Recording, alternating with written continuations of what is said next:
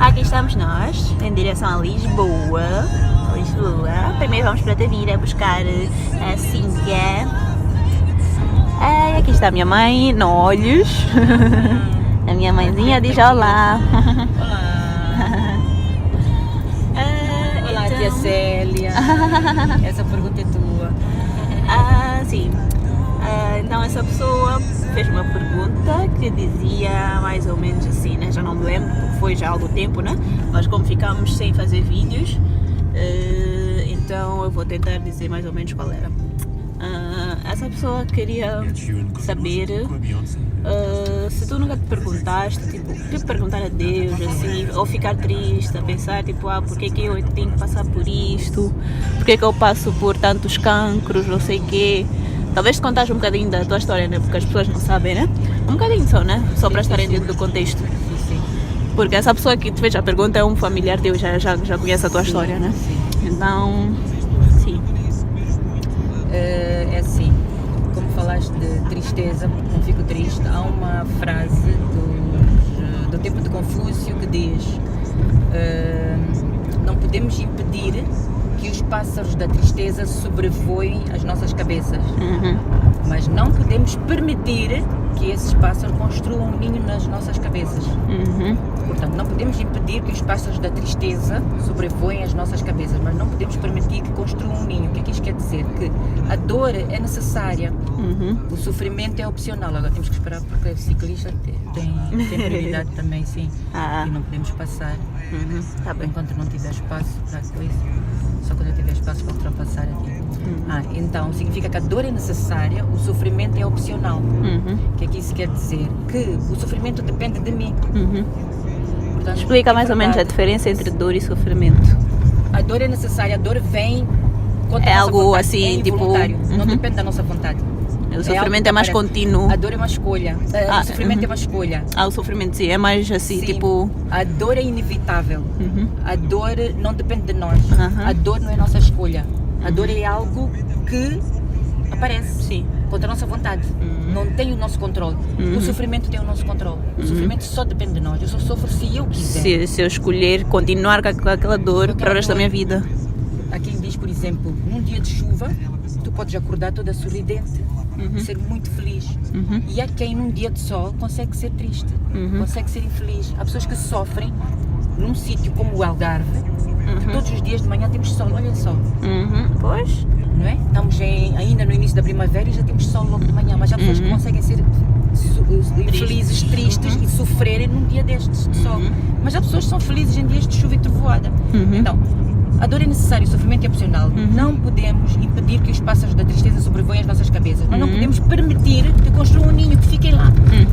Então, a minha história é a seguinte: há 20 anos, quando eu estava grávida do meu segundo filho, que hoje tem 21 anos, no 7º mês de gravidez, eu comecei com umas febres, com falta de apetite, emagrecimento, anemia e astenia, fraqueza.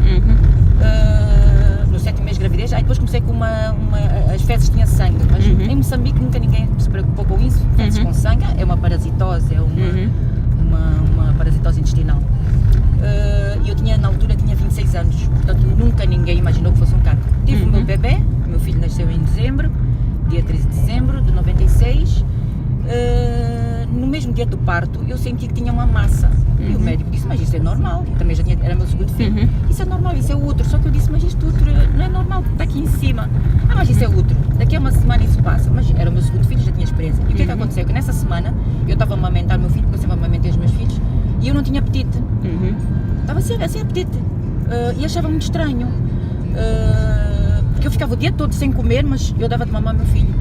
Tinha muita fraqueza, continuava com anemia. A anemia podia ser justificação do próprio parto, da gravidez e de malária, porque eu na altura trabalhei em zonas de malária em Moçambique. Podia ter sido uma malária que eu tivesse apanhado aqui. Mas 2 semanas depois continuava com aquela massa, portanto já não era útero. O útero evolui, o útero diminui depois de uma semana após o parto. Já não era útero e eu voltei já nem fui ao obstetra, fui ao cirurgião, porque o obstetra dizia que aquilo era útero, tudo bem. Fui ao cirurgião, e um bom cirurgião em Moçambique, Dr. Ivo Garrido, e o cirurgião viu, palpou e disse: isto não é normal. Então levou-me os outros colegas, médicos, e fizeram uma TAC, tomografia axial computarizada, e puseram a hipótese de ou um hematoma, durante o parto alguém pode ter um traumatizado e houve um hematoma no intestino, podia ser uma tuberculose intestinal, podia ser um quisto, podia ser muita coisa, mas nunca puseram a hipótese de cancro porque eu só tinha 26 anos. Portanto, voltei para casa, eles discutiram o caso e não sei o quê, e um mês depois, em janeiro, dia 17 de janeiro de 97, fui operada, porque eles também nem sabiam o que era. Abriram, fizeram uma laparotomia total, que é abrir a barriga de cima a baixo, e encontraram um cancro bem desenvolvido, 25 centímetros no intestino grosso, no colo. Portanto, isso é em 97, eu na altura tinha 26 anos. E pronto, depois da cirurgia, correu muito bem, e pronto, tive aqueles sondas e tubos e não sei o quê, e continuei a amamentar o meu filho, no hospital eu amamentava o meu filho que agora tem 21 anos.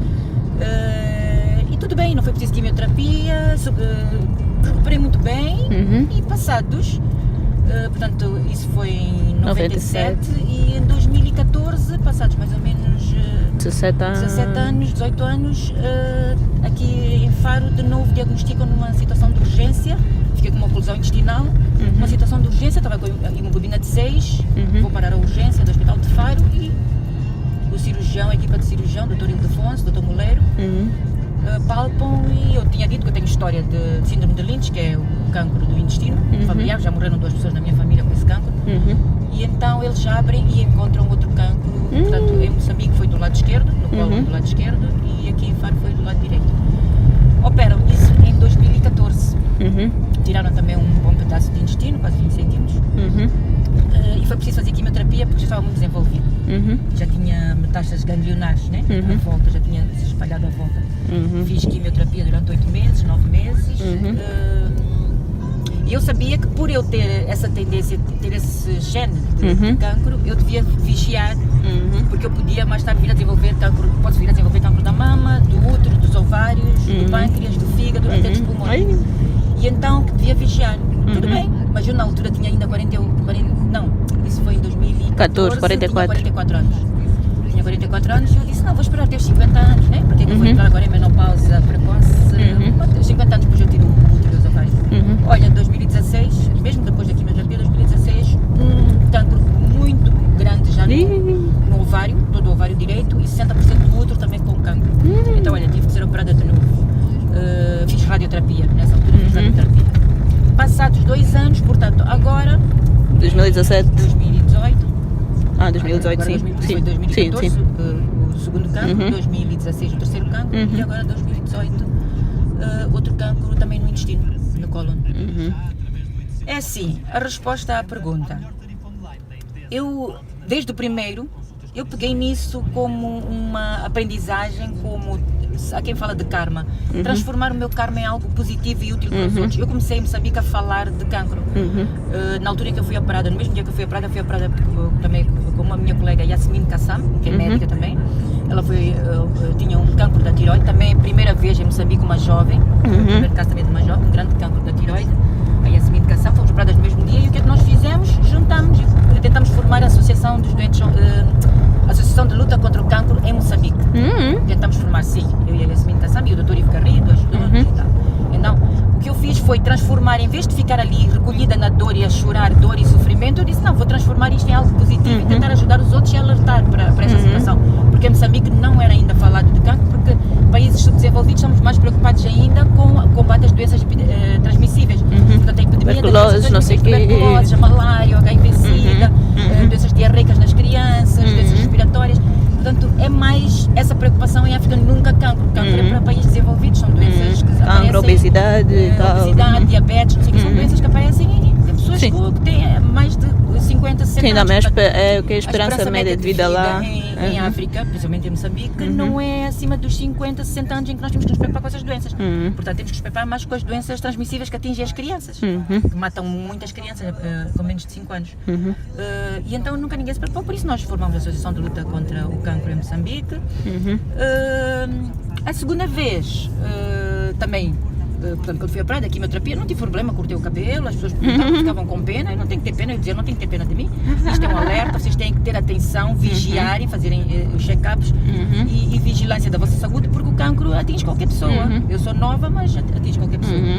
E portanto, o terceiro também foi a mesma situação, tive que fazer radioterapia, os efeitos da radioterapia não são nada bons, mas sobrevivi. E agora o quarto cancro. É assim, eu meti na cabeça uma coisa, que é, eu estava num julgamento em que foi preciso decidir quem é que deve ter cancro. Os teus 4 filhos, eu tive 4 cancros. E tenho 4 filhos. Um dos teus filhos, cada um dos teus filhos tinha que ter um cancro. E eu assumi ser o resgate, disse, não, eu quero ter o cancro no lugar dos meus filhos. Não, eu não quero que eles tenham. Então, não imaginam a situação em que eu vivo muito feliz. Parece um paradoxo, né? Que é, estou doente, já fui operada a 4 cancros. Mas já está energética. Sim, mas eu vivo com essa razão, quer dizer, a minha razão de viver é essa. Eu fui o resgate, eu assumi ter estes cancros, eu assumi ter este sofrimento para os meus filhos não terem que passar por isto. E também é aquela questão das causas espirituais. Sim. Que eu acho que tem muito a ver com o teu caso. Não, Sim. Acho que nem tem nada a ver com a tua alimentação, né? Tu és saudável e tudo mais, mas nunca fumaste fumei, nem nada.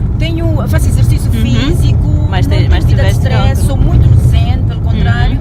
Sim, qualquer coisa, vocês já viram a minha maneira de ser, quando há alguma coisa que não está bem, eu digo logo na cara, eu não sou de guardar, eu falo logo, por isso às vezes as pessoas confundem-me com arrogante, porque eu digo logo, quando eu não gosto de uma coisa eu digo, com todo o respeito eu digo, a pessoa não gosta, mas paciência, acabou, a mim resolveu ali, eu digo e acabou ali, resolveu, eu não sou de guardar rancores e não sei o quê, mas sim, e não tem como explicar, não sei qual é a razão, mas a resposta à pergunta é essa, como é que eu consigo superar, como é que eu consigo pegar nisso e continuar. É mesmo para isso, para vos dar esperança, minhas irmãs, para mostrar que a doença não nos derruba, nós somos saúde. A doença vem, a doença entra em nós, mas nós não somos doença, nós somos saúde. E o nosso normal é saúde, e por isso reverter para a saúde. E outra coisa que eu faço também ao ter estas situações, eu estudo muito, leio o que é que eu posso fazer para melhorar ainda mais a minha alimentação, o que é que eu posso fazer para melhorar mais o meu estilo de vida.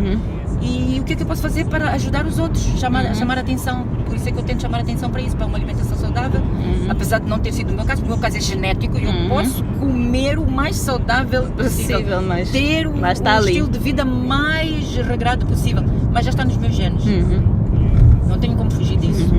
Mas eu vou muito pela causa espiritual, porque já aconteceu comigo também. Sim. A amigdalite sempre me atacava, sempre me atacou. Sim, tudo bem, é aquela questão de ataca muito as crianças, né? Tipo, quando somos crianças não tem como, temos que ter.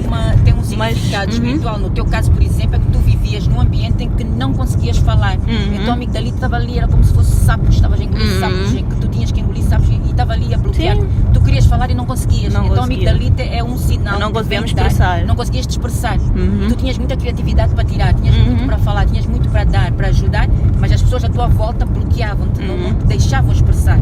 Então a amigdalite significa isso, estás ali bloqueada. Por exemplo, as crianças que têm otite, a explicação espiritual das crianças que têm otite é que vivem em ambientes onde os pais gritam, onde tem muita situação em que tem coisas que elas não querem ouvir e está ali a entupir-lhes os ouvidos.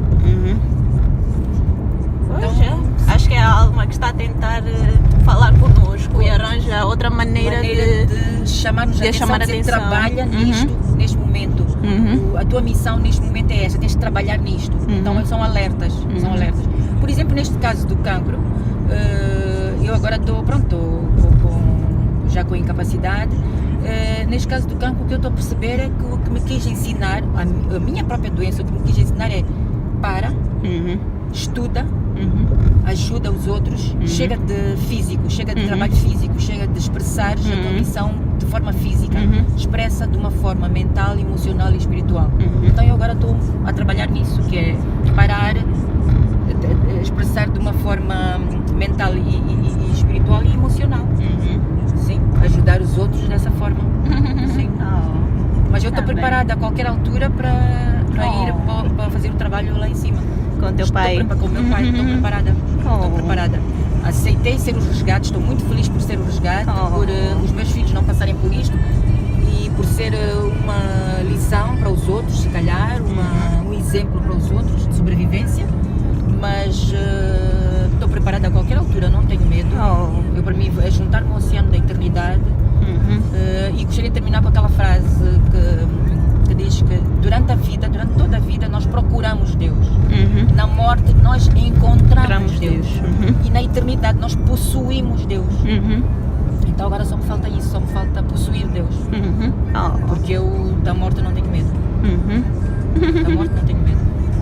É isso, então um beijinho. Espero que tenha ajudado a explicar à minha irmã Célia porque esse viver à vontade com a dor e não com o sofrimento. Eu não aceito o sofrimento, mas vivo à vontade com a dor. Um beijinho, Faço da dor então. minha amiga. Beijinho.